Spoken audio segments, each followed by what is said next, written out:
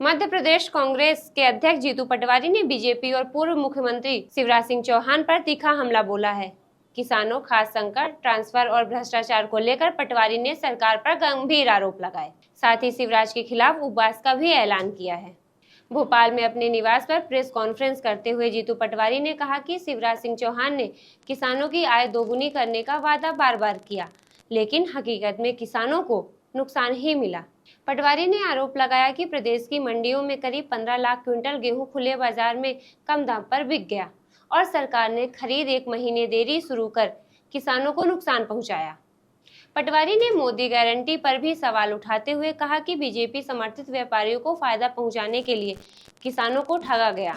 खाद और यूरिया संकट को लेकर उन्होंने कहा कि सरकार ने कीमत नहीं बढ़ाने का वादा किया था, लेकिन बोरी का वजन 50 किलो से घटाकर 45 किलो कर दिया गया, जिससे किसानों पर अतिरिक्त बोझ पड़ा। कांग्रेस प्रदेश अध्यक्ष ने बड़ा आरोप लगाते हुए कहा कि वल्लभ भवन में ट्रांसफर उद्योग चल रहा है। हर महीने ट्रांसफर आदेश लेन देन का नतीजा है और 5वीं मंजिल भ्रष्टाचार का केंद्र बन चुकी है। जीतू पटवारी ने कहा कि किसान का बेटा अब अपना झूठ समझ गया है।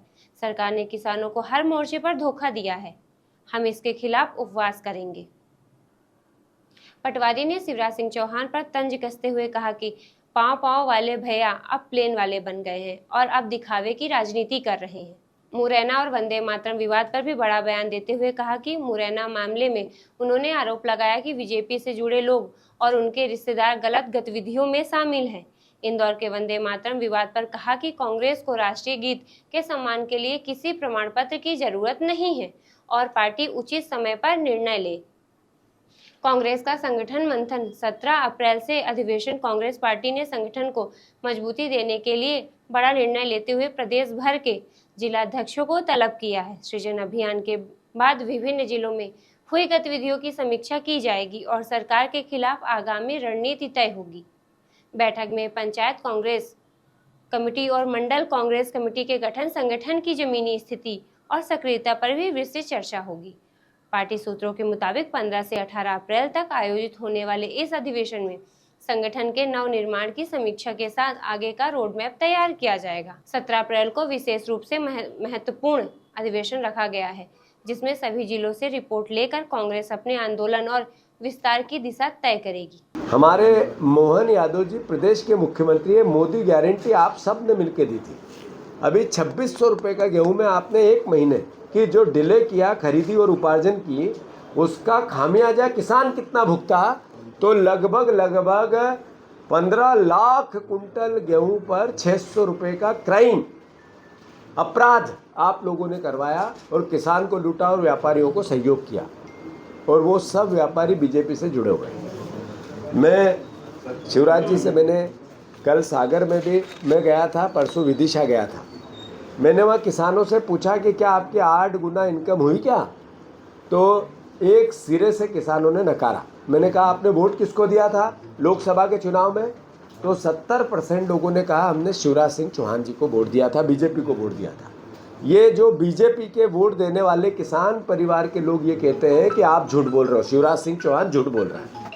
मैं शिवराज जी से आग्रह करना चाहता हूं कि ये लड़ाई कांग्रेस बीजेपी की है ही नहीं, ये लड़ाई है इस मध्य प्रदेश की अस्मिता की। यहाँ की आपने किसान कल्याण वर्ष मनाने की जो बात की, ये किसान कल्याण वर्ष क्या है? इसमें किसान शोषण क्यों हो रहा है, किसानों का शोषण क्यों हो रहा है, ये तो आपको समझाना पड़ेगा। किसानों का शोषण आपने पहले जैसे उपार्जन में धोखा दिया, जैसे आपने एमएसपी की गारंटी दे के आप बदल गए, आपने यूरिया संकट मध्य प्रदेश में ला दिया, आप बारदान समय पे नहीं खरीद पाए। मतलब इससे बड़ा कैसी अपरिपक्वता एक सरकार की, एक मुख्यमंत्री की, एक कृषि मंत्री देश के की हो सकती है, इससे बड़ा उदाहरण नहीं मिल सकता है। तो कुल मिला के जिस तरीके के किसानों के हालात किए, 80% किसान आज ओवरड्यू है, बैंकों का एक तरह से डिफाल्टर हो गया है, और उसके पीछे सिर्फ और सिर्फ भारतीय जनता पार्टी की आपकी सरकार। मैं शिवराज जी से आग्रह करना चाहता हूं, मैं कृषि मेला हो रहा है 11 को, 12 को और 13 को रायसेन में, आप उसका विज्ञापन कर रहे हैं, रोज प्रमोशन कर रहे हैं। आप पाँव वाले भैया थे, किसान पुत्र थे, किसान आपको पसंद करते थे, किसान आपको वोट भी देते थे। आपकी बातों पे भरोसा भी करते थे। पर अब जब आप हवाई जहाज वाले भैया बन गए हो, आप 3 बार कुर्ते पजामे और जैकेट बदलते हो, कितनी भी गर्मी हो जैकेट पहनेंगे। आप जिस तरीके से सज धज के किसान की गरिमा को, एक तरह से उनकी भावना को पूरे देश में ये कहते हो कि मध्य प्रदेश में मैंने किसान को समृद्ध बना दिया, यानी किसान का अपमान करते हो। उन बेटों को चुनौती देते हो आप कि मैं कुछ भी करूँगा, झूठ बोलूँगा और फिर भी वोट लूँगा। किसान के बेटे समझ गए हैं, कोई चुनाव आएगा आपको उसका असर दिखेगा। बुधनी में भी उसका असर दिखा था जब आपका उपचुनाव चल रहा था। मोहन यादव जी, मैं फिर बार बार कह रहा हूं कि समस्याओं के समाधान के लिए गंभीर बनो, आप उसके लिए सकारात्मक प्रयास करो, विशेषज्ञों को बुलाओ, एक जिम्मेवार अधिकारियों की मीटिंग लो और कैसे हम सही दिशा में सरकार को लेके जाएं उस पर काम करो। आप जिस तरीके से आपका काम करने का तरीका है वो कल फिर एक बार दिखा। वल्लभ भवन में सैकड़ों अधिकारियों का फिर से ट्रांसफ़र हुआ। ये क्यों होता है? जब मैं उन अधिकारियों से बात करता हूं तो सब कहते हैं कि केवल लेन देन के कारण, भ्रष्टाचार के कारण 5वीं मंजिल को भी कलेक्टर की अदला बदली पर, एसपी की अदला बदली पर, अधिकारियों की अदला बदली पर पैसा मिलता है। इसलिए इस तरह के ट्रांसफ़र के हर महीने ऑर्डर आते हैं। ये मध्य प्रदेश के लिए एक तरह से भ्रष्टाचार का कैंसर, आप इसको समाप्त करने की कोशिश करो मोहन यादव जी। और मैं मध्य प्रदेश से भी आग्रह करता हूँ, यहाँ की जनता से आग्रह करता हूँ, आपसे प्रार्थना करता हूँ, मध्य प्रदेश को जकड़ लिया है भ्रष्टाचार के कैंसर ने। है कि हमारा 3 दिन लगातार 15, 16, 17 और 18 सारे जिला अध्यक्षों को पार्टी बुला रही है। संगठन सृजन के बाद किस ज़िले में क्या एक्टिविटी हुई, क्या इसको लेकर आगे चुनौतियां हैं और कैसे हम पॉजिटिविटी से सरकार के खिलाफ संगठन के प्रति और कैसे गंभीरता से प्रयास करें, जिससे पंचायत कांग्रेस कमेटियों का जो गठन हुआ, मंडल कांग्रेस कमेटियों का जो गठन हुआ, जिलों का आपस में समन्वय कैसे हम स्थापित करें, इन सब मुद्दों को लेकर उनसे बातें होगी। साथ ही साथ हमारे विधानसभा प्रभारियों का 15 तारीख को ट्रेनिंग कैंप होगा। उसके साथ ही 17 तारीख के दिन जितने ब्लॉक अध्यक्ष बने हैं इन सब का अधिवेशन होगा, एक दिवसीय अधिवेशन होगा।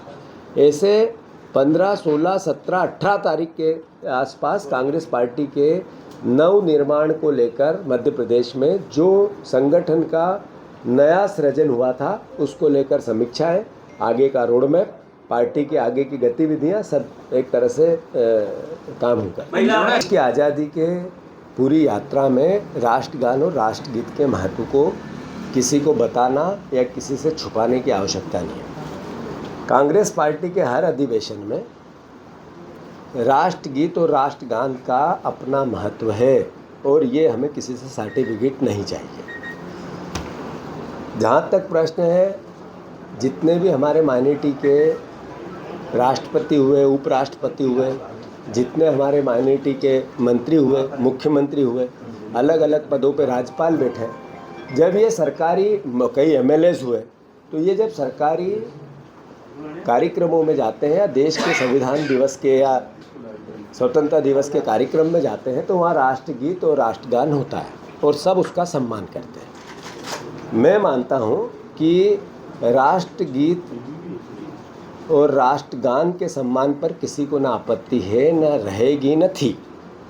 कांग्रेस पार्टी का अलग से वक्तव्य इसकी आवश्यकता ही नहीं है, देश के संविधान का वक्तव्य है। जहाँ तक प्रश्न है, उसी संविधान ने हर नागरिक को अपने जीवन जीने की आज़ादी दी है, अपने धर्म के आधार पर अपनी प्रार्थना की आज़ादी दी है। ये सब हर परिस्थिति में कानून के पालन के साथ सबको करना है। जहाँ तक कांग्रेस के लिए किसी पार्षद ने कोई बात कही है, पार्टी के संज्ञान में है, पार्टी उस पर जब निर्णय लेगी जब आपको बताएगी। धन्यवाद। ऐसे ही नए अपडेट के साथ खबर नेशन से जुड़े रहें। खबर नेशन यूट्यूब चैनल को लाइक, सब्सक्राइब और शेयर करें।